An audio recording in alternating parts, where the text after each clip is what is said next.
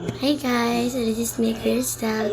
And for today's vlog, may i-announce tayo. So, ngayong April 27, 2026 guys, is malapit na po ang birthday natin.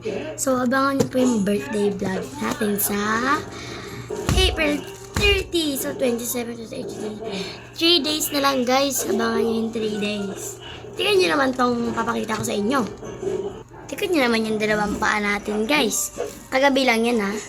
Natulak kasi ako ng pinsan ko sa may kalsada, guys. Ay, hindi.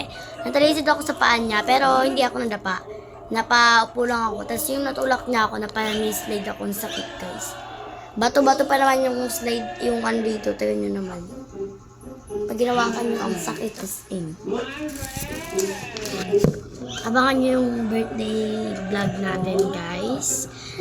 And sa mga magpapa-shoutout dyan, comment down below your name.